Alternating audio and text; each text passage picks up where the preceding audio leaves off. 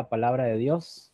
No hay nada más oportuno que eso. Ya estamos en vivo y pues les agradecemos a los hermanos que se están conectando, a todos los que están en esta plataforma primeramente y también a nuestros hermanos y amigos que se están conectando en Facebook.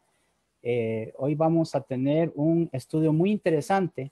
Así que para empezar vamos a orar para ponerle todo esto en manos de nuestro Señor. Y le voy a pedir a mi hermano Ignacio si él nos haría el favor de orar por el inicio de este estudio. Sí, oremos. Padre nuestro, Padre celestial, Señor, estamos agradecidos de la bendición que tenemos, de un día más de vida, de una oportunidad más, Señor, de demostrarte obediencia, fidelidad, demostrarte que queremos permanecer en tus caminos. Y en esta ocasión, Señor, te agradecemos por la oportunidad que tenemos de participar de un nuevo estudio, de tu palabra, de un nuevo mensaje, mediante el cual, Señor, queremos ser edificados, queremos ser moldeados por ti.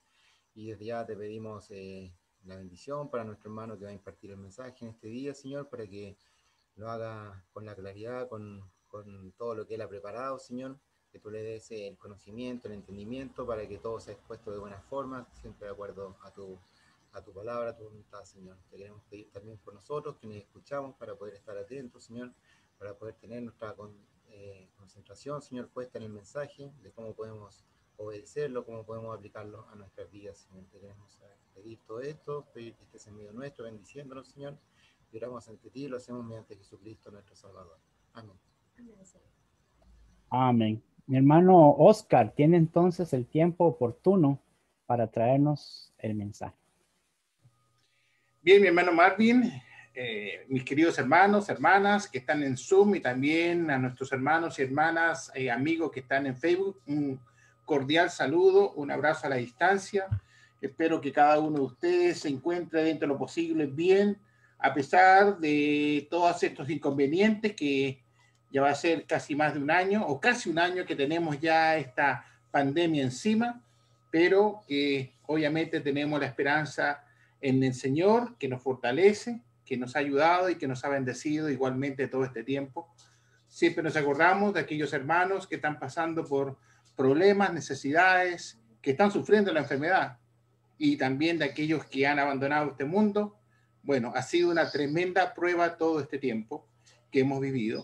Así que nosotros, a los cristianos, los que estamos hoy día conectados a través de estos dos medios, no nos resta estar agradecidos porque tenemos hasta el momento vida y salud, y eso se agradece al Señor. Dicho esto, bueno, el tema de hoy día tiene que ver básicamente con una pregunta que me planteé ya hace bastante tiempo atrás. Esta es una parte de una hipótesis personal que dice: ¿por qué el objetivo de Satanás es destruir la familia? Y nosotros los cristianos, primero que nada, tenemos que tener la certeza de la existencia de Satanás, ¿verdad? Reconocer que este ser tiene como objetivo básico la destrucción de todo lo creado por Dios, para lo cual va a utilizar todos los medios que tenga a su alcance y en su poder para lograr su objetivo. Lo peor que nos puede pasar a los cristianos es considerar que este ser llamado Satanás, diablo, mentiroso, Lucifer, ¿verdad? Lo tengamos controlado. Como quien dice, lo tenemos domado, porque en la confianza está el peligro. O pensar que no existe, ¿verdad? Que es una fábula, que es un cuento como cualquier otro cuento, ¿verdad? Que Satanás es una invención humana. Porque cuando eso ocurre, hermanos, empiezan los problemas. Y es muy probable, ¿verdad?, que empiecen tal nivel de problemas que muchas veces a los cristianos nos lleve a perdernos y caer de la gracia. Fíjese que el trabajo de Satanás, ¿verdad?, empezó en el mismo Edén, cuando con sus palabras finas embaucó y cambió, ¿verdad?, los mandamientos de Dios y engañó a Eva. Pero digo palabras finas porque la que tenía que tomar la decisión era Eva. Si obedecía las palabras, en este caso de una serpiente, o se quedaba con las enseñanzas del Señor. Pero ahí estuvo Satanás, ¿verdad?, en la mismísima creación de Dios, en el inicio de la creación de Dios, con el objetivo de perturbar y destruir. Y se puede decir que en una primera instancia lo logró, porque Eva, ¿verdad?, cayó así como Adán. Por eso que el Señor nos ha advertido de estar siempre preparados para resistir a este enemigo, para poder de alguna otra manera darnos cuenta de que existe, de que es malo, que es mentiroso, que perturba la mente de los cristianos al punto de destruirnos, porque él busca la destrucción, ¿verdad?, de las personas. En este estilo de estudio voy a pedir a algunos hermanos y hermanas que me ayuden a leer algunos textos para hacerlo más, como quien dice, dinámico. Y voy a pedir, por favor, a mi hermana Mistela, si fuera tan amable, que si puede buscar en las Escrituras, en el libro de Efesios, capítulo 6. Fíjese que en el capítulo 6 de Efesios hay una advertencia de parte de Dios que muchas veces le hemos leído. ¿La hermana Mistela está por ahí? ¿Sí? ¿Me escucha? No sé si me escucha la hermana. Parece que se le congeló la imagen, sí. Ya. Entonces, a mi hermana María Araya, por favor, si fuera tan amable, leerme Efesios capítulo 6, versículos 11 y 12. Fíjese que ahí hay una advertencia de Dios con respecto a tener cuidado con este enemigo. En Efesios capítulo 6, hermana, por favor, versículos 11 y 12, si puede desmutar su micrófono para poder escucharla.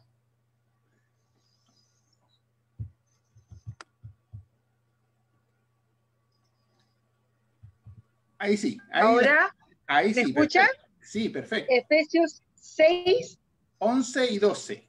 11 y 12. Dice, esta es otra versión. Protéjanse con la armadura que Dios les ha dado y así podrán resistir los ataques del diablo. Porque no luchamos contra gente como nosotros, sino contra espíritus malvados que actúan en el cielo. Ellos imponen su autoridad y su poder en el mundo actual.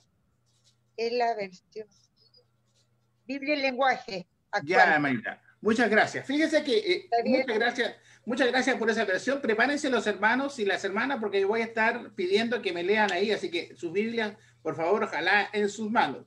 Pero fíjese que la versión Reina Valera dice vestidos de toda la armadura de Dios, para que podáis resistir, para que podáis estar firmes contra las acechanzas del diablo. Es decir, aquí de alguna otra manera Pablo, inspirado por el Espíritu Santo, nos está de alguna forma advirtiendo que el cristiano siempre está siendo acechado por este enemigo que se llama el diablo. Porque no tenemos, dice, lucha contra sangre y carne, sino contra principados, contra potestades, contra los gobernadores de las tinieblas de este siglo, contra huestes espirituales de maldad en las regiones celestes. Ojo con eso, porque de repente nos damos cuenta que la lucha de este enemigo nos va a tocar, como quien dice, ¿verdad?, la fibra. Es decir, nuestra debilidad. ¿Dónde estamos lo más débil posible para de alguna u otra manera, ¿verdad?, atacarnos firmemente? Por eso que la obligación de nosotros como cristianos, como sacerdotes, es estar atentos a las estrategias de este enemigo. Es estar atentos, ¿verdad?, a darnos cuenta de que este individuo, ¿verdad?, de alguna u otra manera va a buscar la forma de destruirnos. Ese es el concepto que yo quiero de alguna u otra manera asentar. Destrucción. Por esa razón, hermanos, a partir de lo que estoy relatando, me aparece a mí una idea y una hipótesis personal que él ha estado manejando ya por varios años. ¿Cómo ataca este enemigo? ¿Verdad? Y de alguna forma también esta hipótesis, esta idea se ha estado confirmando paulatinamente en el tiempo. Fíjense que Satanás trabaja en dos flancos para poder destruir al cristiano y a la iglesia del Señor. El primer flanco tiene que ver básicamente con el cristiano de manera individual. Él nos toma a nosotros, ¿verdad?, ve nuestras debilidades y de alguna u otra manera busca cómo destruirnos de manera individual. Por esa razón, fíjense que en el mismo Efesios capítulo 6, dada la advertencia que hay en el 11 y 12, a partir de versículos 13 al 18, y voy a pedir por favor a mi hermana Francisca, ¿verdad?, que pueda leer Efesios capítulo 6, versículo 13 al 18, nos da, ¿verdad?, una forma de cómo protegernos. Textos que son muy conocidos por cada uno de nosotros, pero que están ahí. Hermana Francisca, ¿usted puede leer, por favor? Sí, NBI dice: por lo tanto, pónganse toda la armadura de Dios, para que cuando llegue el día malo puedan resistir hasta el fin con firmeza. Manténganse firmes, ceñidos con el cinturón de la verdad, protegidos por la coraza de justicia y calzados con la disposición de proclamar el evangelio de la paz. Además de todo esto, tomen el escudo de la fe, con el cual pueden apagar todas las flechas encendidas del maligno. Tomen el casco de la salvación y la espada del Espíritu, que es la palabra de Dios. Oren en el Espíritu en todo momento, con peticiones y ruegos. Manténganse alerta y perseveren en oración por todos los santos. Gracias, mi hermana. Fíjense que dos detalles aquí, interesantes. Un traje completo que nos cubre, ¿verdad? Y además nos dice manténganse alertas para evitar, ¿verdad?, y darnos cuenta cómo este enemigo acecha al cristiano. Este es un traje bien especial porque es un traje unisex, ¿verdad?, que le sirve a cualquier talla, ¿verdad? No es un traje que se acomode a ciertas características, sino que se adapta a cualquier talla del cristiano o de la cristiana, siempre y cuando que lo desee tener, que se preocupe de tenerlo y que además trabaje para poder obtenerlo. ¿Verdad? Es decir, de alguna u otra manera, el cristiano que se viste con este traje, ¿verdad?, y que se va a mantener alerta y atento, va a poder de alguna forma fuerte, ¿verdad?, evitar los dardos del enemigo que se llama Satanás.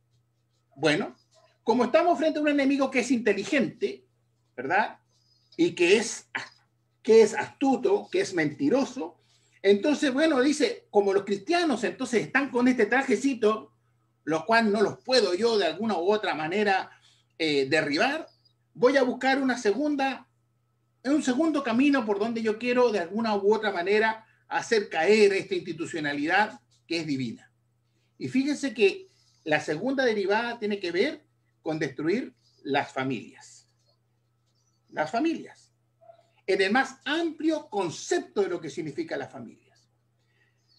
Primero que nada, quiero yo señalar, ¿verdad?, que el concepto de la familia, así como del matrimonio, son de origen divino. Lo creó Dios, ¿verdad? Y cuando el Señor creó esta institucionalidad, la dejó asentada para que todos y cada uno de los cristianos nos sujetemos plenamente a lo que el Señor nos está de alguna u otra manera determinando. Hermano, por favor, Marvin, si fueras tan amable, ahí en Génesis capítulo 2, versículo 21 al 25. Ahí está el origen, ahí está el inicio, ahí está el principio de esto, ¿verdad?, que es importante siempre recordarlo. Hermano Marvin, si lo puedes leer. Claro que sí. Génesis 2, del 21 al 25 dice: Entonces Jehová Dios hizo caer sueño profundo sobre Adán, y mientras éste dormía, tomó uno de sus costillas y cerró la carne en su lugar. Y de la costilla que Jehová Dios tomó del hombre, hizo una mujer y la trajo al hombre. Dijo entonces Adán: Esto es ahora hueso de mis huesos y carne de mi carne. Esta será llamada varona, porque del varón fue tomada. Por tanto, dejará el hombre a su padre y a su madre, y se unirá a su mujer, y serán una sola carne. Y estaban ambos desnudos, Adán y su mujer, y no se avergonzaban. Gracias, mi hermano Marvin. Fíjese que aquí empieza esta institucionalidad divina, por la cual los cristianos hasta el día de hoy, en el siglo XXI, nos tenemos que sujetar exactamente a lo que dice el Creador. Ahora, fíjese que si vamos a la definición de familia, dada por, hablemos el hombre, en un diccionario dice que la familia es un grupo de personas formado por una pareja, normalmente unida por un lazo legal o religioso, que convive y tiene proyectos de vida en común, y más adelante pueden tener hijos. La familia estaba compuesta por la madre, el padre y los hijos. Concuerda básicamente, ¿verdad?, con lo que tienen las escrituras. A partir de estas definiciones, primero que nada, el establecimiento de la familia y del matrimonio de parte de Dios, y después del reconocimiento de los hombres, podemos entonces empezar a concordar que la base fundamental de toda sociedad humana es la familia. Es el núcleo más básico. Cuando la sociedad empieza de alguna u otra manera a preocuparse por cuidar, apoyar y mantener una familia sana, como le dice las escrituras y como lo dice la definición humana, podemos entonces estar presentes también, o podemos estar en presencia de una sociedad que se puede determinar, entre comillas, sana, que se puede desarrollar bien, porque los hijos van a crecer bien, los padres van a hacer lo que les corresponde hacer con sus hijos, ¿verdad? Y aparecen también los pilares básicos que necesitan esta sociedad para poder apoyar a la familia, lo que se determina como, por ejemplo, la educación, la salud, el trabajo y el apoyo espiritual. Esa es la base fundamental de todas las sociedades del mundo. Desde un inicio fue así. Muchas sociedades han funcionado muy bien hasta hace un tiempo atrás. Y como esta sociedad le da ese nivel de tranquilidad a las familias, entonces las familias, cuando tienen esa paz, empiezan a buscar ¿qué cosa? El apoyo espiritual, ¿verdad? Empiezan de alguna otra manera a buscar la verdad del evangelio. Eso no le gusta entonces a Satanás. Por lo tanto, ¿verdad? Voy a fijar, dijo Satanás, voy a fijar mi mira en poder de alguna u otra manera empezar a afectar este núcleo básico de la sociedad, la cual de alguna u otra manera se llama familia. Ahora, para Dios siempre ha sido importante la familia. La cuidaba, la cuida y la seguirá cuidando. Fíjese que un detalle importante, por ejemplo, usted puede ver muchos detalles de estos en las escrituras, pero por ejemplo, los que se salvaron en el arca fueron la familia de Noé, una familia completa, ¿verdad? Y cuando de alguna u otra manera volvió la normalidad, es decir, bajaron las aguas, ellos pudieron salir del arca, en Génesis capítulo 10, versículo 5, por ejemplo, ¿qué es lo que dice? De estos, dice, se poblaron las costas, cada cual según su lengua, conforme, dice, a sus familias en sus naciones.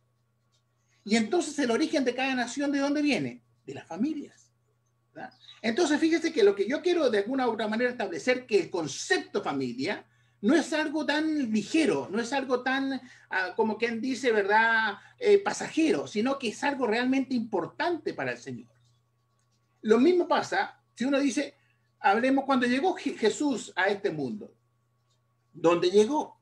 Bueno, llegó dentro de un matrimonio que se llamaba José y María. Es decir, estuvo dentro de una familia. Creció dentro de una familia. Quizás el Señor podía haber llegado de muchas otras formas, ¿verdad? Él tenía el poder para establecerlo así. Pero él dijo, no, vamos a llegar dentro de una familia. Y fíjese lo importante que habla allí en Mateo, capítulo 13, versículos 56 y 55 y 56. ¿Verdad? Hermana Milka, si lo puede leer. Mateo 13, versos 55 y 56. Muchos están diciendo, ¿a dónde quiere llegar este hermano? Ya vamos a llegar, pero un poquitito. Mateo capítulo 13, versículos 55 y 56. ¿No es este el hijo del carpintero? ¿No se llama su madre María y sus hermanos Jacobo, José, Simón y Judas? ¿No están todas sus hermanas con nosotros? ¿De dónde pues tiene este todas estas cosas? Bien, muchas gracias, mi hermana. Aquí queda muy claro, ¿verdad?, que Jesús era parte de una familia bien constituida. Estaba el padre, la madre, un hombre y una mujer, sus hermanos y sus hermanas. Así lo declaran, ¿verdad?, aquellos testigos que lo escuchaban hablar a Jesús. Y por lo tanto, ¿verdad?, el Señor estableció este concepto, ¿verdad?, para cobijar a Cristo en su madurez y en su crecimiento. Bien, ¿qué está haciendo este enemigo con respecto a la familia? Pues la única manera de generar una sociedad y que ésta esté al borde de la exterminación es destruyendo el núcleo básico, que es la familia. ¿O no es así? Ahora usted podrá decir, pero hermano, ¿y eso en qué nos afecta? Va a ver cómo nos va a afectar. Lo primero que ha logrado este ser es, en los últimos tiempos, darle otra interpretación o definición al concepto de familia, acompañado por la legalidad humana.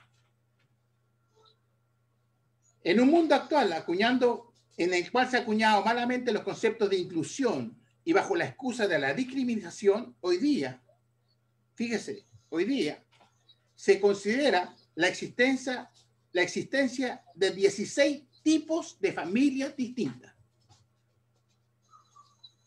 Dios creó una. Génesis, lo que leemos, ¿verdad?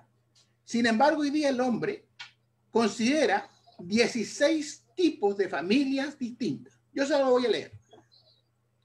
Apareció un afiche, ¿verdad?, en un país determinado, que no lo voy a decir para no herir susceptibilidades, pero esto es mundial. Yo quería de alguna otra manera enfocar este afiche, pero no lo voy a hacer, prefiero leerlo. Dice, amor es amor, todos somos familia, ¿verdad? Y en él dice, existen muchas formas de familias que han sido parte de nuestro tejido social por siglos. Familia es, o familias son las mujeres solas. Familias son los hombres solos. Familias son personas con mascotas. Familias son parejas en unión libre. Familias son parejas sin hijos. Familias son parejas de 2 varones. Familia es pareja de 2 mujeres. Familia es adultos complementados. Familia es madres solas.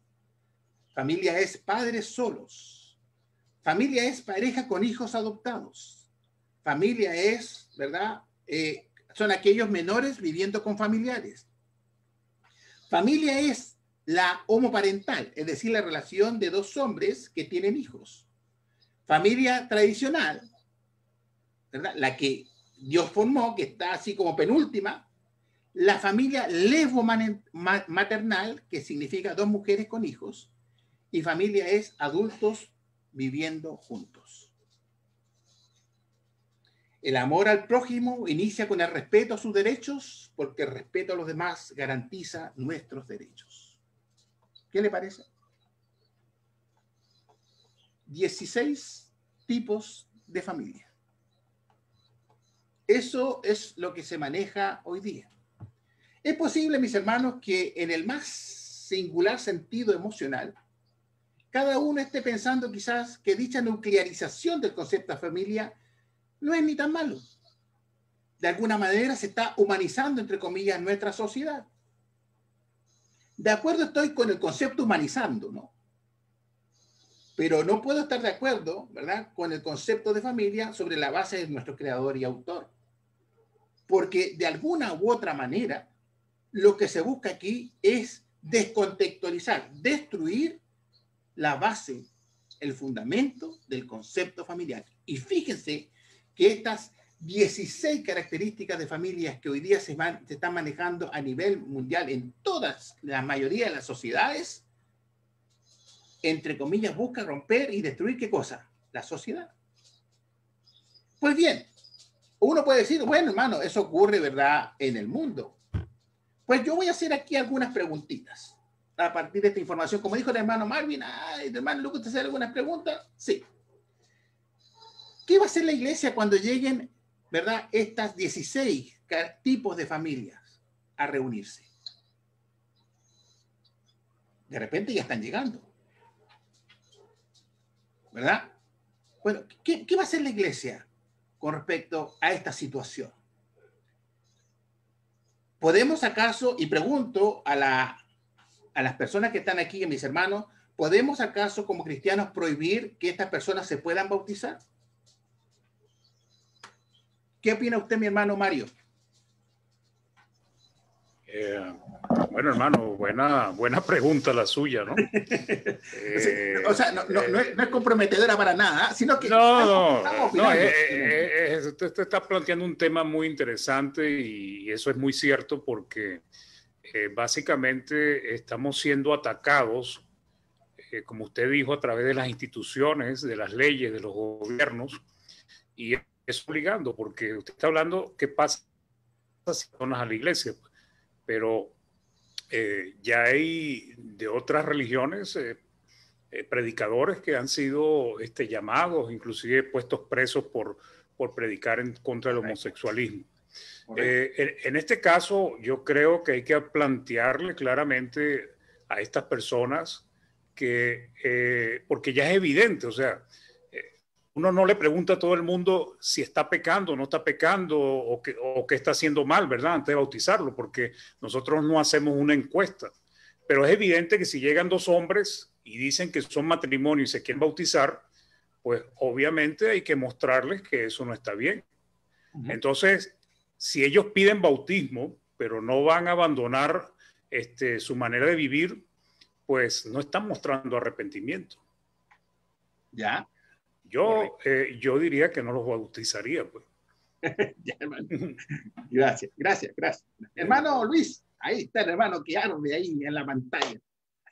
Hermano Luis, adelante. No le escucho. Ahí sí. me escuchan. Ahí sí, perfecto.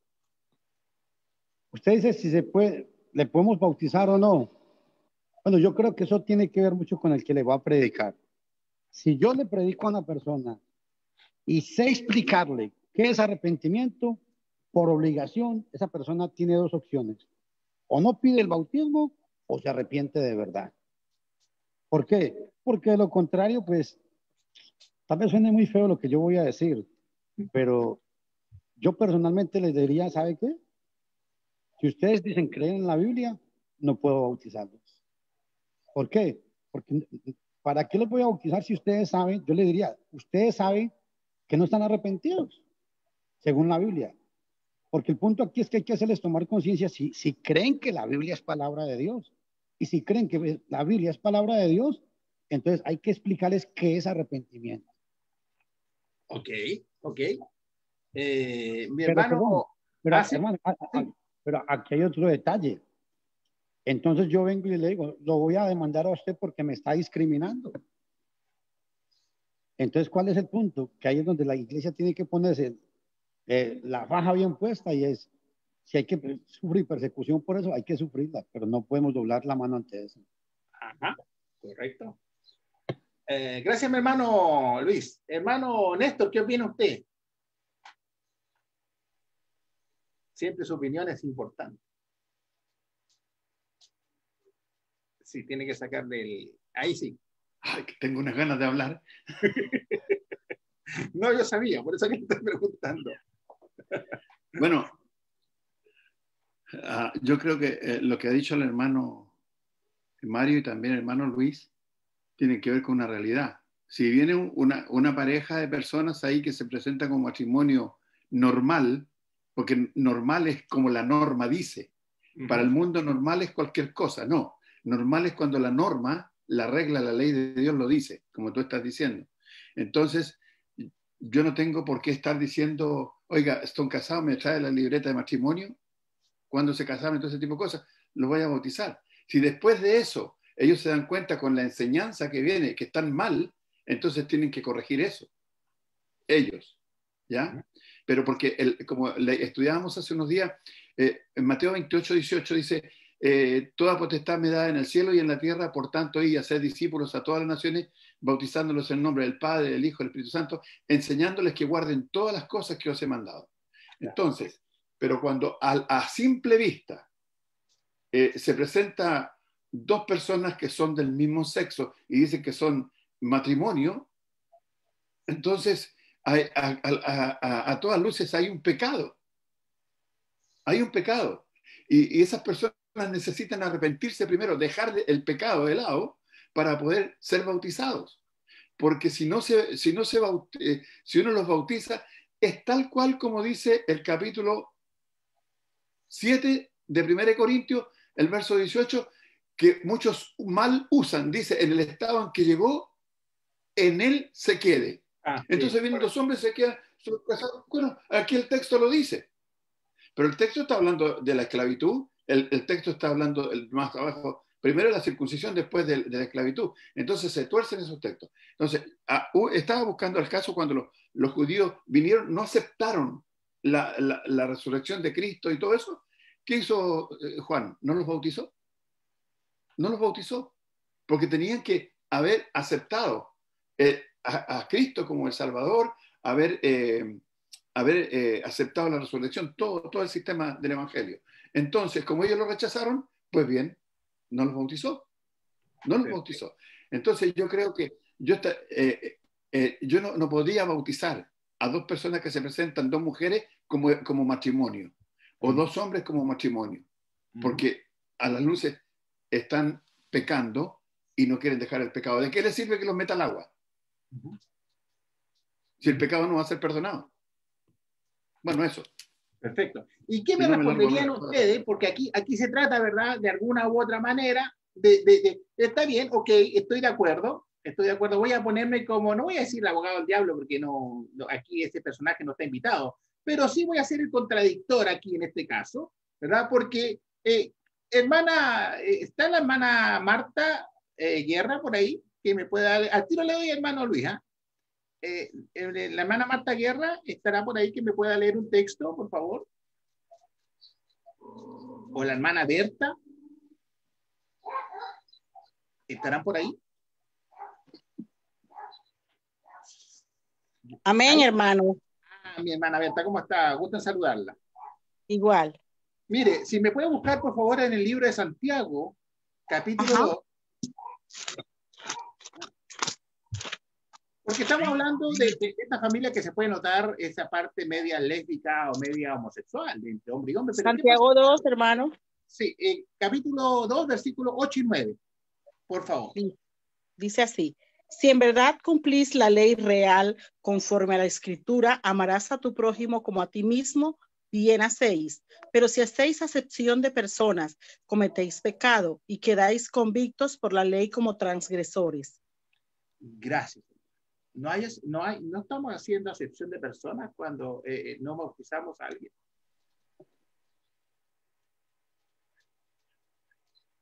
¿Quién me responde? ¿Quién me responde? Hermano Luis, usted quería ahí participar. Después, mi hermano Néstor, ahí ya sé que me quieren, después no van a aceptar en esta plataforma.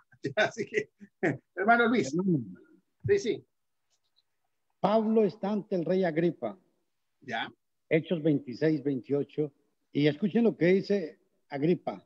Por poco me persuades a ser cristiano. Sí, correcto. O sea, llegó a las puertas del cielo, pero se devolvió de allá.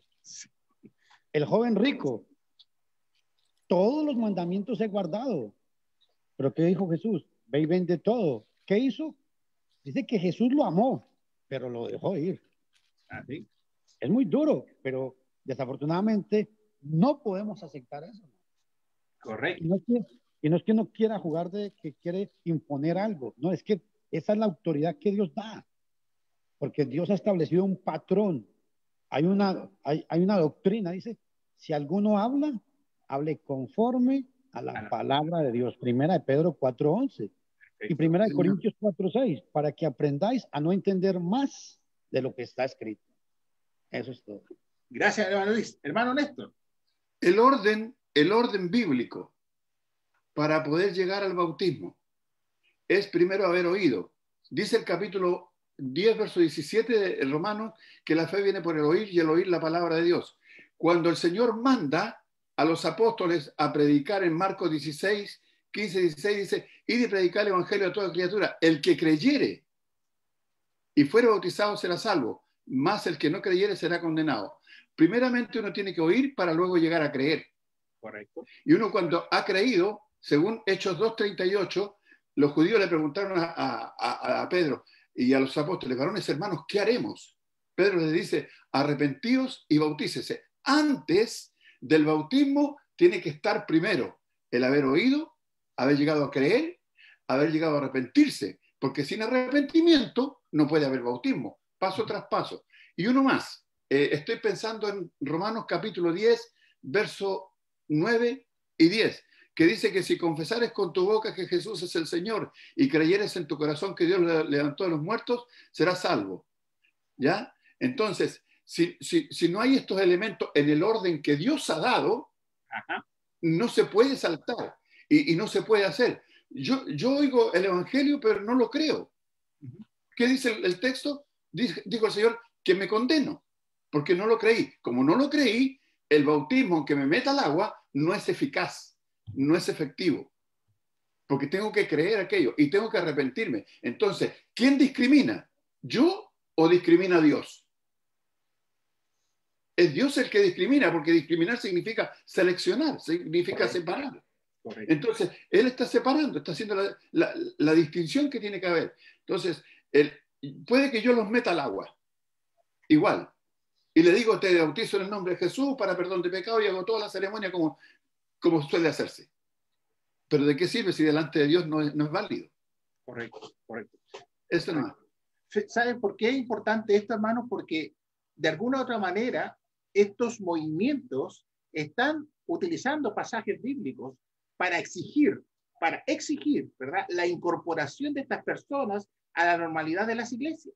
Y muchas iglesias hoy día, ¿verdad?, de las otras doctrinas han aceptado, ¿verdad?, este tipo de matrimonios para poder de alguna u otra manera validarse ante la sociedad.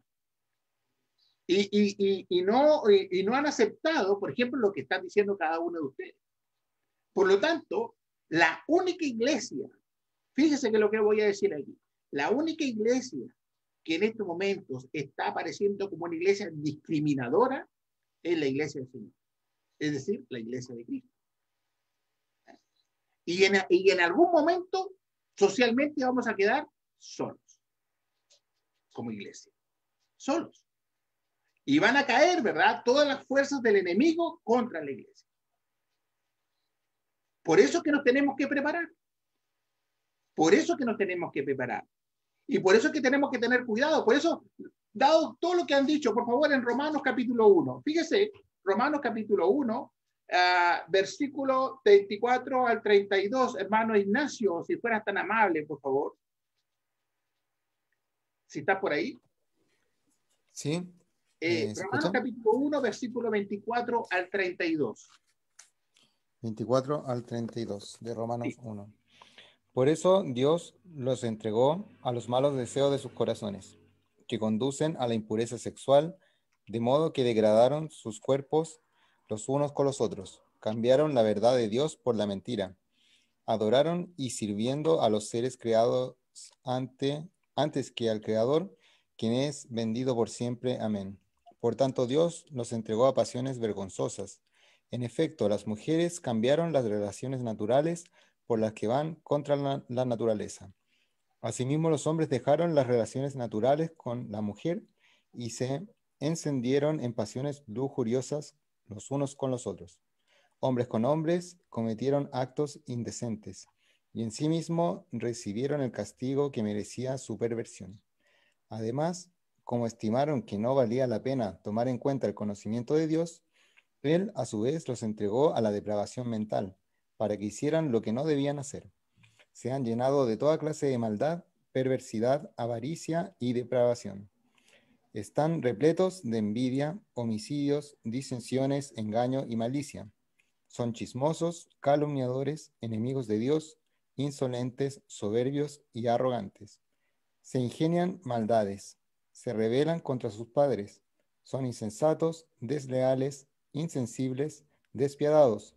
Saben bien que, según el justo decreto de Dios, quienes practican tales cosas merecen la muerte. Sin embargo, no solo siguen practicándolas, sino que incluso aprueban a quienes las practican.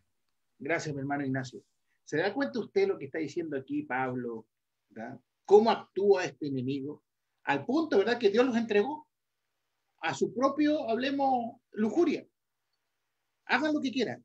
Pero estos seres, hablemos, a partir del versículo 29 en adelante, son todo lo pervertido, lo malo, que van a ir en busca de destruir, ¿qué cosa? La iglesia. Y fíjate que el fundamento de destrucción tiene que ver con la familia.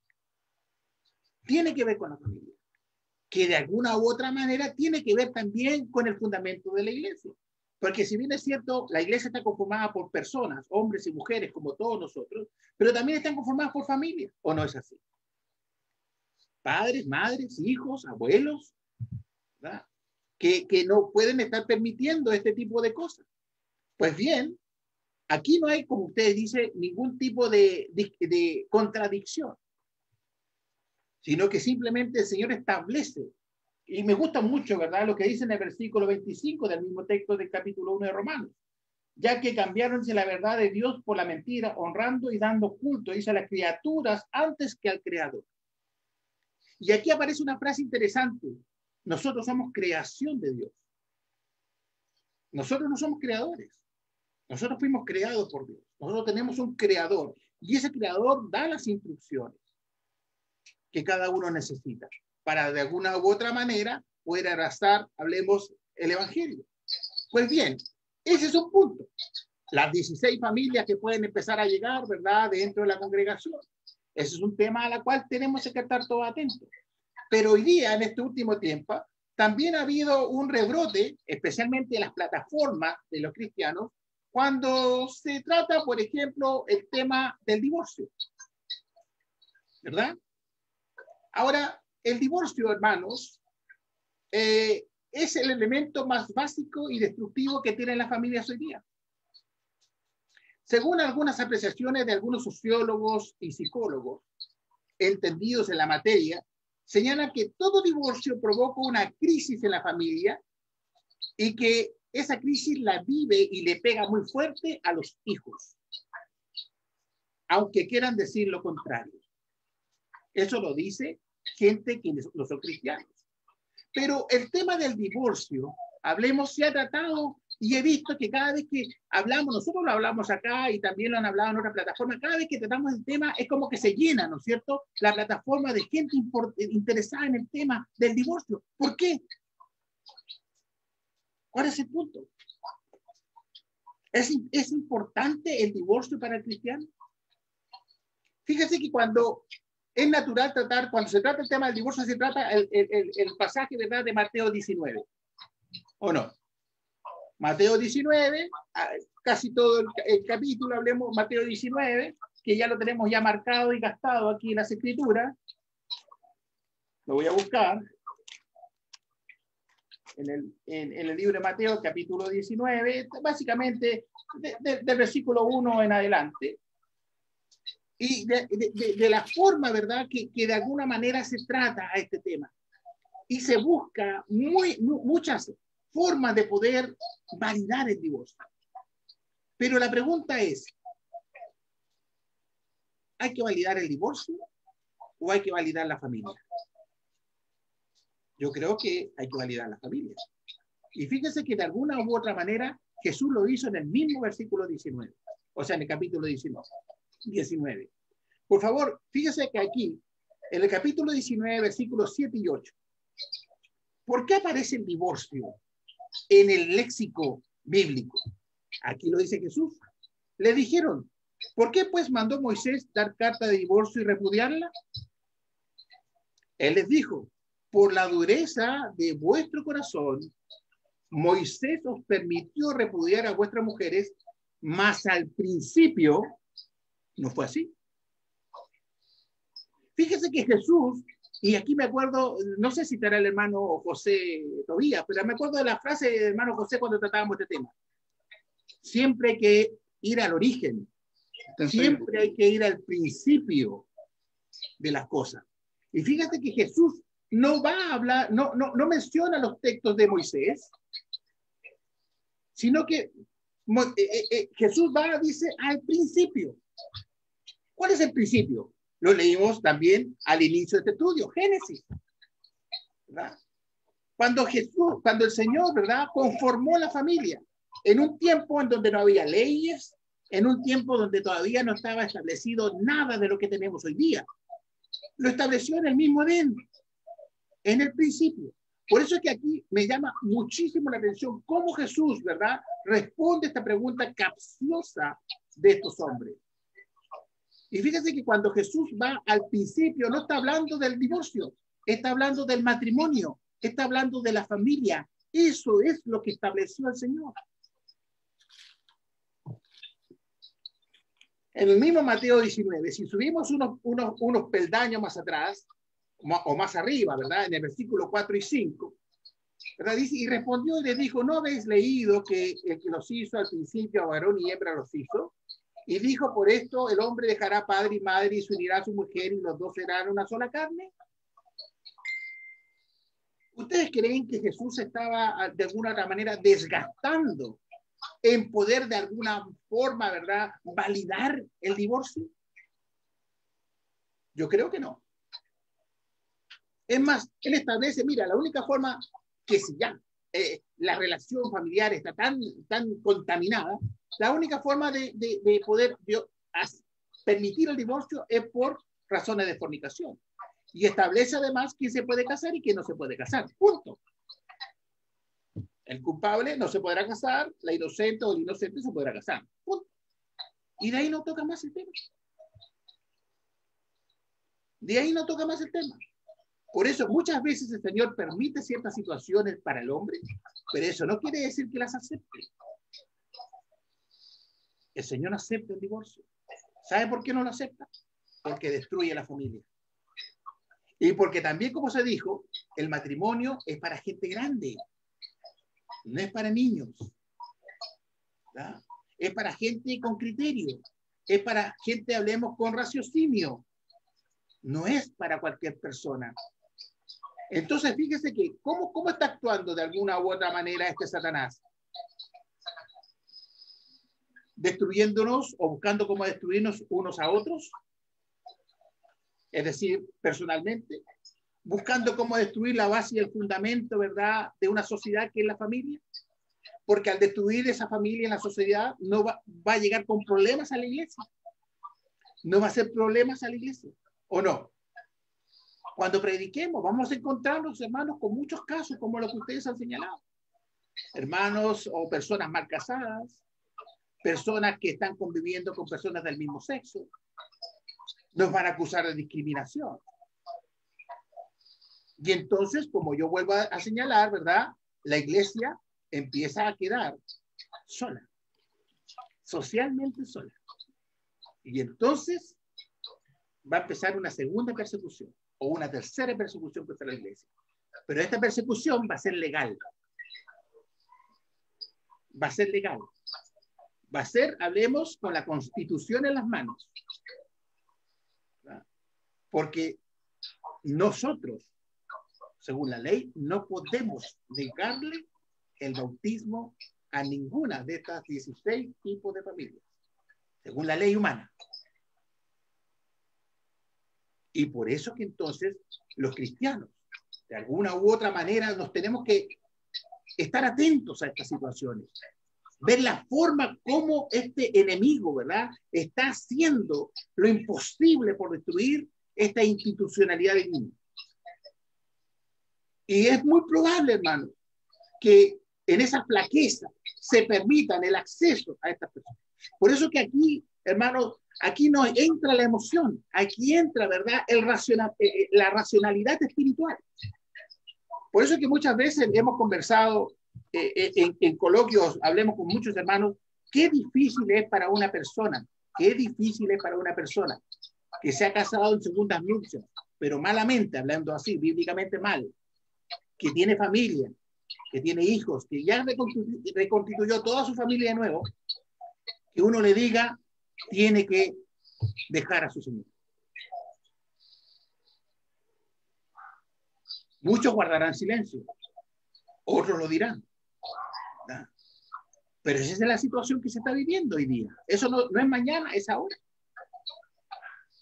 Por eso que la iglesia no se puede dar, permítame decirlo, el lujo de perder el tiempo, ¿verdad?, tratando de ponernos de acuerdo en temas, ¿verdad?, que el Creador lo tiene claro, y dejando estas cosas que nos están pegando los talones de manera así fuerte, porque nos van a pegar más tarde, más temprano que tarde. Y hay una cuarta derivada que ya entró fuertemente también, que es la matanza de niños bajo el concepto de la ley de aborto. ¿Se da cuenta usted cómo este enemigo está de alguna otra manera destruyendo todo? Por eso que esto no es algo liviano. Hay que tener cuidado con esto. Hay que tener presente lo que nos va a llegar. Y hermanos, Hemos dicho en muchas ocasiones que nuestros hijos y nuestros jóvenes de repente están 8 horas diarias. Ahora no, gracias a Dios en pandemia no, porque han estado más horas con nosotros, pero ya están medio aburridos con nosotros. Gracias a Dios en pandemia han estado con las familias cristianas, pero en tiempos normales los chicos están 8 horas diarias con personas que no son del mundo, recibiendo estas enseñanzas. Por eso que muchos de nuestros hijos es probable que no quieran casarse. Por eso que nuestros hijos muy probable no quieran tener hijos. No quieren tener familia. Contaminados con estas teorías. ¿Y eso no va a afectar a la iglesia? Sí la va a afectar.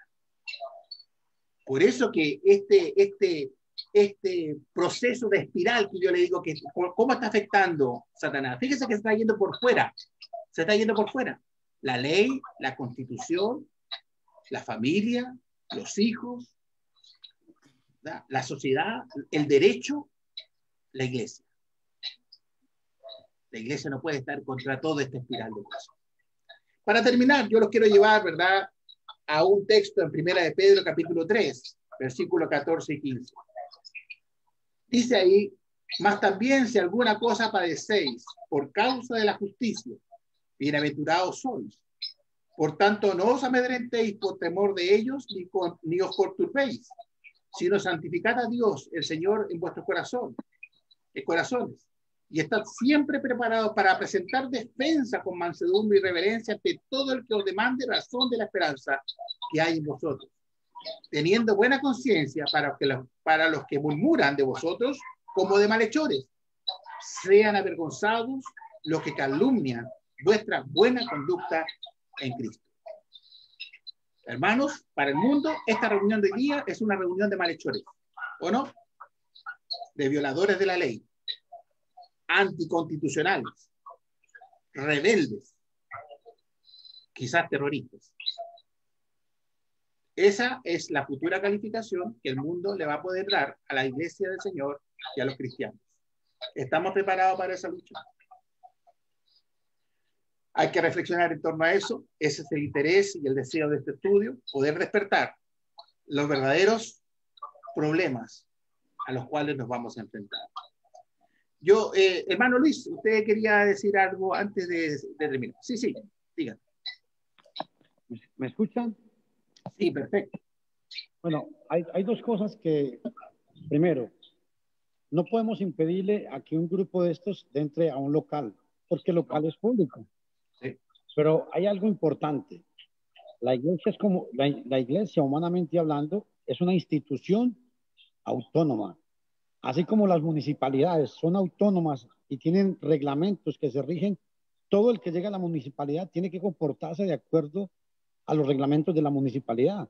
Igual, si una persona nos quiere demandar porque no lo queremos bautizar, un ejemplo, ahí la aplicación que nosotros tenemos es, pueden asistir, pero no los podemos bautizar. ¿Por qué? Porque tenemos un reglamento, la Biblia, y en ese reglamento somos autónomos y la ley no nos puede prohibir hacerlo.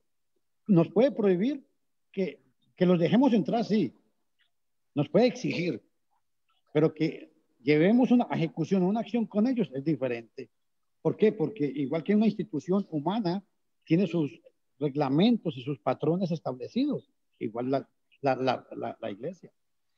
Pensando el enemigo en ese detalle, mi querido hermano Luis, porque recuérdense que estamos frente a un enemigo estratégico, entonces, ¿qué es lo que ha hecho el enemigo? Cambiar la ley a nivel constitucional. Y cuando la ley se cambia a nivel constitucional, ninguna institución está por sobre la Constitución. Ninguna. Pero si la Constitución es autónoma legalmente. Pero no por sobre la Constitución de un país. Y por eso que muchas veces, ustedes me dicen, ¿verdad?, que hay hermanos que se están yendo presos por esto. ¿Se cuenta? Por eso que es distinto generar una ley presidencial, ¿verdad?, a una ley constitucional. ¿No? Se están yendo presos porque les prohíben que lleguen. No es que no podemos prohibirles que lleguen. No. Pueden llegar, claro, como oyentes, porque es un lugar público igual. Perfecto, sí.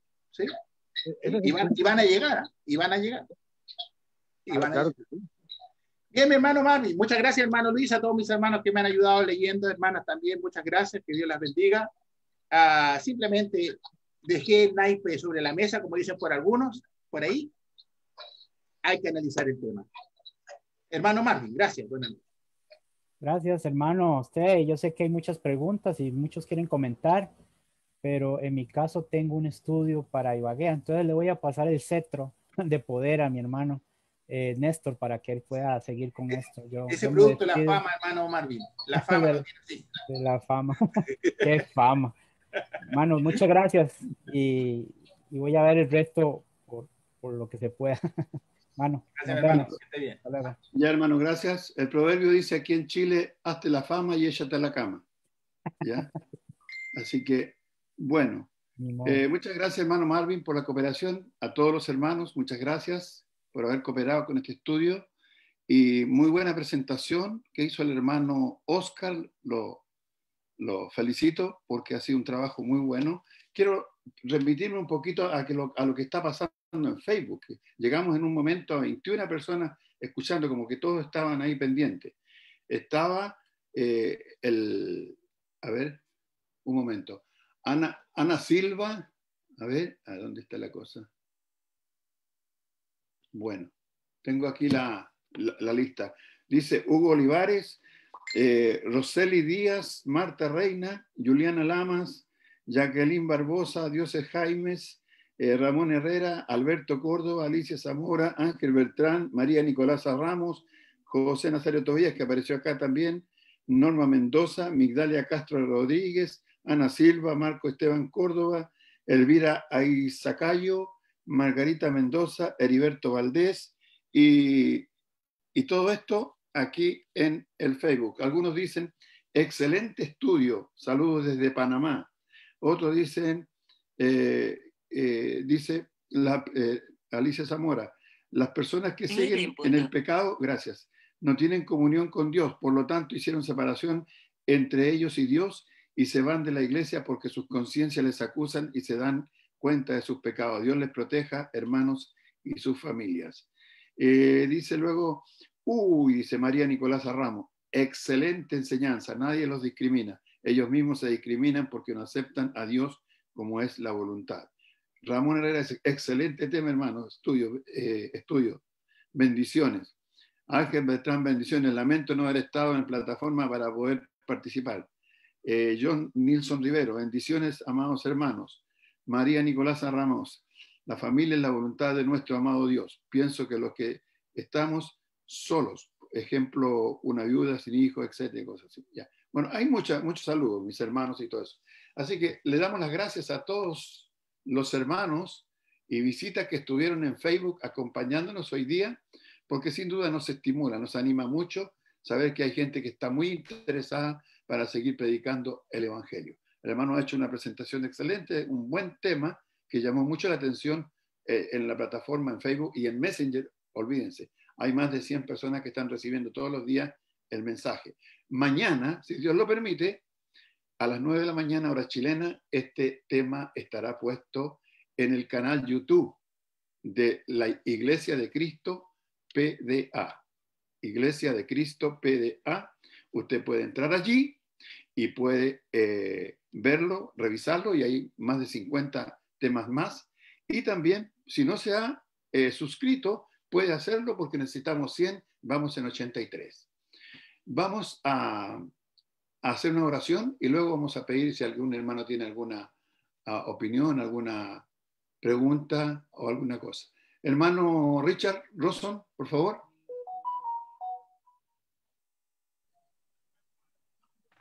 ¿Quiere que lo guíe en una oración? Por favor, la oración. Oramos. Bendito Dios y Padre amado, vamos a usted en oración, primero que todo para agradecerle por la vida y salud y todos los cuidados que nos da, Padre amado. Agradecerle, Padre Santo, por esa gran misericordia que tiene para con nosotros siempre, y agradecerle por estos momentos que estamos viviendo, Padre Santo, escuchar una porción de su palabra, Padre amado. Le rogamos que usted bendiga al hermano Oscar, que fue el exponente de su palabra. Dele cada día más sabiduría, más entendimiento, más inteligencia y más palabras para que se pueda explayar bien, Padre amado, y así todos salgamos edificados siempre, Padre amado. Le pedimos también que bendiga a cada uno de los que estamos conectados y a las familias que representamos, Padre Santo. También, Padre amado, le pedimos por aquellos hermanos y hermanas que puedan estar sufriendo alguna enfermedad, algún problema, alguna dificultad. Le rogamos también que usted sea con ellos. Ayúdenos, Padre amado, a seguir estudiando su palabra y luchando por ponerla por obra, Padre Santo. Todo esto se lo pedimos y le damos las gracias por el gran sacrificio de nuestro amado Cristo Jesús. Amén, Señor.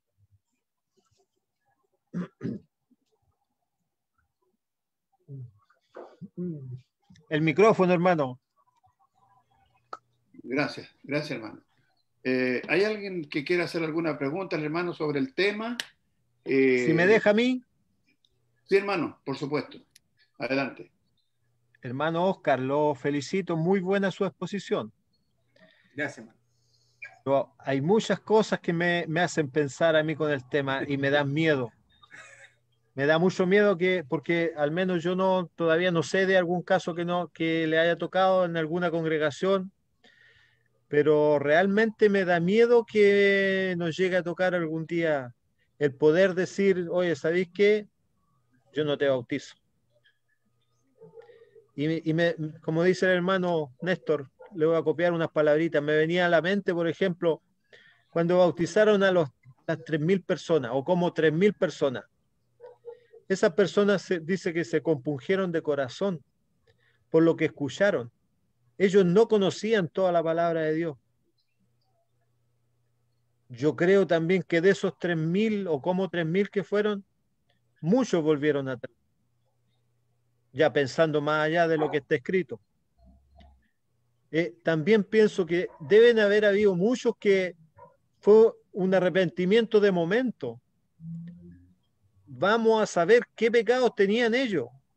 Que si nos ponemos a analizar también el libro de Corintios, dice, yo veo las iglesias de hoy día en Corintios, yo las veo ahí.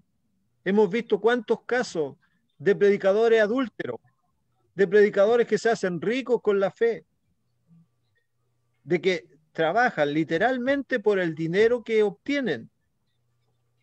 Ellos lo toman como un trabajo literal, o sea, secular nada más, el predicar. Y yo personalmente conozco predicadores así y me duele el alma. Me duele el alma. Y nos podríamos nombrar un montón de otros pecados que están a la vista en las distintas iglesias. Nosotros aquí en Linares vivimos una experiencia muy fea con el hermano que predicaba, que era adúltero. Entonces, ¿qué pasaba? Que los miembros se quedaban callados porque el hermano hacía un muy buen trabajo. Era de buen corazón. Ayudaba a todos los hermanos. Atraía hermanos ayudándolos económicamente. Pero ¿qué pasa con eso?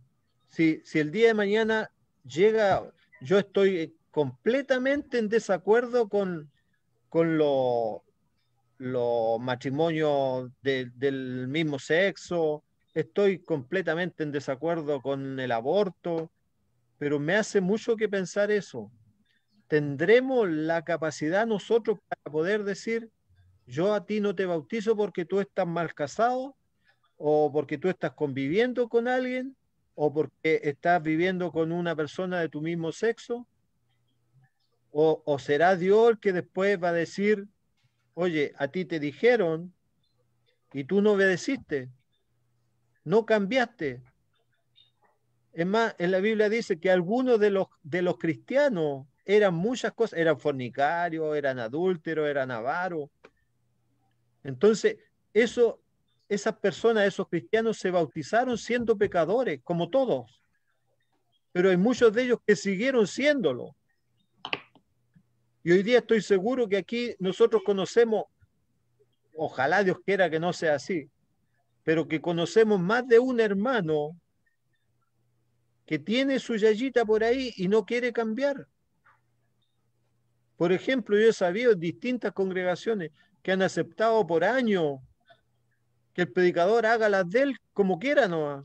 Porque es el único que predica. Si se va él, se cierra la iglesia, por decirlo de alguna forma. Entonces le aguantan que hagan todas las cosas que él quiera. Y eso me da mucho que pensar, por eso le digo, ¿quién sabe si hoy día recibimos o bautizamos a un matrimonio mal hecho y ellos se arrepienten el día de mañana y cambian? Entonces, le vuelvo a repetir, estoy completamente de acuerdo con todo lo que dijo usted, pero me da mucho miedo tener que llegar a decidir yo algún día, yo a ti te bautizo y a ti no te bautizo. Yo estoy de acuerdo que hay que hablar con la gente, decirle, caso uno se entere en el momento de que lo va a bautizar, decirle, tú estás mal por esto, leerle la Biblia, decirle dónde está mal y que tiene que cambiar. Pero si él dice, yo quiero bautizarme, porque quién sabe si viene el Señor ese mismo día. Y él realmente tiene el interés, la intención de solucionar su problema, de arreglarlo a futuro. ¿Le vamos a prohibir la salvación momentánea? Entonces me da un montón de vueltas por mi cabeza, sí. Bueno, hermano Richard, ahí le paso el bastón al hermano Néstor. Esto es un tema que no es fácil. ¿Sabe por qué no es fácil? Porque hay mucha emoción de por medio. Hay mucha emoción. Y cuando empieza a afectar las emociones, no podemos actuar, hablemos de manera precisa, asertiva con las escrituras. Es muy distinto que yo pueda bautizar a una persona. O sea, nosotros no le preguntamos la condición de las personas cuando vienen, ¿verdad? Pero hay algo que dijo el hermano Néstor. La condición básica para poder validar el bautismo es el arrepentimiento, ¿o no? El mismo Hechos dice que se compungieron de corazón, tú lo dijiste hace un momento, los hermanos ahí. Cuando se habla de que se compungieron es que se arrepintieron. No importa si tú eres, o no tú, no, si eran estafadores, o como en el caso de Corinto, hablemos personas homosexuales, etcétera, etcétera. Pero al arrepentirse, ¿verdad? Ellos hacen un compromiso con Dios de cambiar, del cambio. Ahora, es muy distinto cuando te lo declaran. Ahí hay dos cosas distintas cuando lo declaran. Y fíjate que hace un tiempo estuvo nuestro hermano Ed Rangel con nosotros haciendo una exposición hace bastantes meses, el año pasado. Y él contó un caso que él le tocó hacer una campaña de predicación no sé, en un país determinado, no me acuerdo el lugar, y que dentro del grupo había una pareja homosexual y que ellos escucharon la palabra y que ellos entendieron la palabra y antes de bautizarse ellos se arrepintieron y se separaron. Y después entraron a las aguas del bautismo. Fíjate que ni siquiera hubo necesidad, ¿verdad?, de decirle no los voy a bautizar o miren, hagan esto primero. No, ellos solo, la palabra sola actuó en un corazón sincero, ¿verdad? En un corazón sincero. Y ellos solo decidieron separarse porque su relación no estaba correcta delante de Dios. Y una vez que ellos lo decidieron, se bautizaron. Fíjate que además, cuando ellos se bautizaron, según el relato del hermano, creo que está en YouTube, lo más probable es que esté ahí, ellos sufrieron la discriminación, después de ser cristianos, a veces separados, bautizados, sufrieron la discriminación de los mismos cristianos dentro de la iglesia. Él lo contó. Y que pasó mucho tiempo para que los cristianos de la iglesia los aceptaran a ellos, ¿verdad?, como personas ya restauradas, etcétera, etcétera. Entonces, dos cosas aquí interesantes. Una persona que vive en el homosexualismo sí puede retroceder a un estado normal y natural. Eso es uno. Y lo dos, ¿verdad?, que cuando uno escucha verdaderamente, con corazón sincero, la palabra de Dios, hay un verdadero arrepentimiento. Y el factor número 3, que si yo no conozco, por ejemplo, la situación de la persona, porque no me lo ha declarado, porque no sabe y no me lo ha dicho, y se quiere bautizar, pues no hay forma, hay que bautizar, ¿verdad? Y que si después uno se entera de la condición, de la situación, bueno, ahí, ¿verdad?, hay que enseñar. Y el hermano o la hermana o la pareja tendrán que restituir su condición y arrepentirse si quieren salvar su alma. Si desean salvar su alma, porque esa es la condición, ¿no es cierto? Por eso que Por eso que aquí hay situaciones fuertes. Y yo estoy igual que usted, hermano. Yo no quiero que eso pase. Yo lo estoy diciendo, pero no quiero que eso pase. No me quiero enfrentar a esa situación porque va a ser difícil, va a ser complejo. Hermano, eso como le decía yo, ese es el miedo que me da. sí, que uno va a quedar con aquí. Pucha, esa persona, tal vez yo fui tropiezo para que se bautizara. O por culpa mía no se bautizó y no va a ser salvo.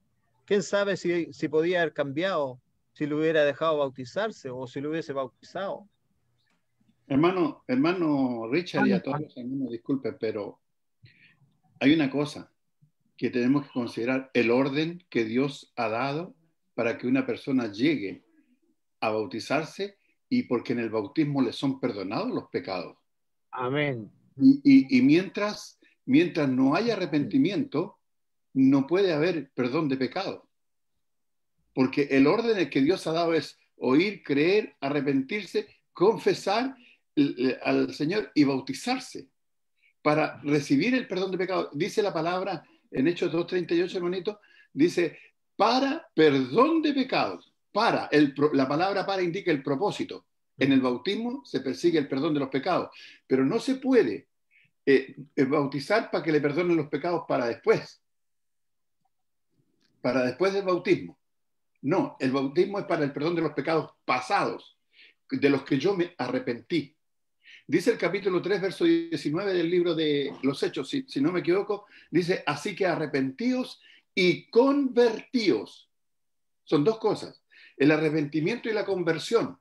No solamente tengo que estar convencido de que el evangelio es bueno, sino también tengo que estar convertido, entregado al evangelio.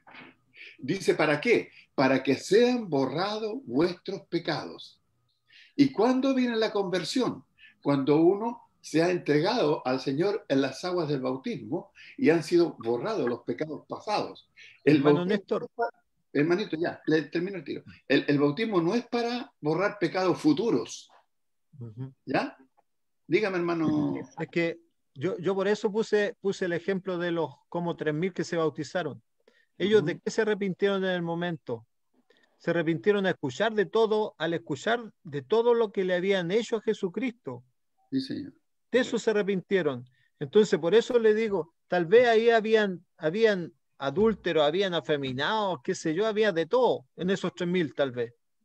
Pero ellos de lo que se arrepintieron en el momento y se compungieron de corazón al saber todo el daño que le habían hecho a nuestro Señor Jesucristo, un ser perfecto, completo, sin defecto, no mereciéndose todo lo que le habían hecho. Estamos de acuerdo. Yo de eso entiendo que se arrepintieron ellos. Pero dice, arrepentidos, dice, y bautice cada uno para perdón de los pecados genéricos. Claro. Todos los pecados. Claro. Es que, todos los pecados que el hombre tenga. ¿a qué comparo yo? Por ejemplo, esa gente que practica esas cosas, para ellos no es malo. Ellos creen que es bueno lo que está haciendo. Hermanito, disculpe, hermano. El hermano Mario está pidiendo la palabra. Disculpe, hermano Richard, por favor. Sí, gracias, hermano. Mire, bueno, tengo rato haciendo señas, pero está como difícil. Mire, hermano, si usted lee el libro de los Hechos, ¿verdad? Con respecto a si usted lee el versículo Hechos 2:40, dice que no solamente les habló de Cristo, y dice, y con otras muchas palabras, testificaba y les exhortaba diciendo, sé salvos de esta perversa generación. Entonces, aquí la palabra perversa generación nos está enseñando que les estaban enseñando otras cosas. Ahora fíjense lo interesante. Así que los que recibieron su palabra fueron bautizados. O sea, ¿qué significa esto? Que las personas, como explicó el hermano Néstor durante el estudio, deben creer. Pero creer significa que deben recibir la palabra. Ahora, cuando vienen dos personas que ellos se identifican como homosexuales, ya están manifestando su pecado, entonces, si nosotros les predicamos que eso está malo, ¿será que ellos están recibiendo la palabra queriéndose bautizar sin abandonar el pecado? Pues no la están recibiendo. Y la segunda pregunta o observación que le voy a hacer es que es posible que nosotros los cristianos, los que predicamos, los que llevamos a las personas al bautismo, violemos la palabra de Dios y respetemos la palabra de Dios. Porque fíjense que no es solamente el mandamiento de que las personas cumplan los pasos para salvarse, sino que nosotros, sabiendo que ellos no están arrepentidos, entonces los bautizamos. ¿Quién está irrespetando la palabra de Dios? Solamente los que se están, quieren bautizarse sin arrepentirse, o también el hermano que está llevando al bautismo a dos personas que claramente no están recibiendo la palabra. Entonces, estamos hablando de pecados que ya son manifiestos, son claros. Cuando nosotros no sabemos si una persona es homosexual, si unas personas están en pecado, si están en adulterio, si son ladrones, nosotros sencillamente tenemos que bautizarlos. Pero los primeros 3,000 recibieron las palabras de los apóstoles, y no fue solamente lo que hicieron con Jesucristo, sino también les estaba enseñando con otras palabras y les estaba diciendo: sed salvos de esta perversa generación. Entonces, hermano, esto es lo que quería decir. Había otros comentarios que hacer con respecto a la persecución, y era que básicamente desde el principio el diablo ha usado las autoridades. Las usó cuando persiguió a la iglesia en Jerusalén, los usó en el primer siglo, cuando ya desde hacía muchos años se había establecido la adoración al emperador. Los cristianos fueron perseguidos por eso, y hoy hábilmente pues él se fue por otro lado, y es sencillamente buscar socavar lo que es el fundamento del plan de Dios, que es la familia. Entonces, esto no es nuevo. Y si nosotros les recomiendo que lean las iglesias en Apocalipsis, pues Jesucristo, el mensaje fue exhortarlas a que resistieran. Por ejemplo, a una de las iglesias le dijo que el diablo los metería presos. Entonces, ¿cuál lo perseguían? Porque ellos no se complacían, no aceptaban adorar al emperador, pues. Entonces, esto no es nuevo, hermanos. Esto no es nada nuevo, pues. Y lo de bautizar, si una persona manifiesta no arrepentimiento por su pecado, entonces está bien, nosotros podemos bautizar, pero ¿quiénes son los que están en pecado? Ellos y nosotros también, porque usted sabe que no está cumpliendo la palabra de Dios y aún así usted lo está aprobando. Ese es mi comentario.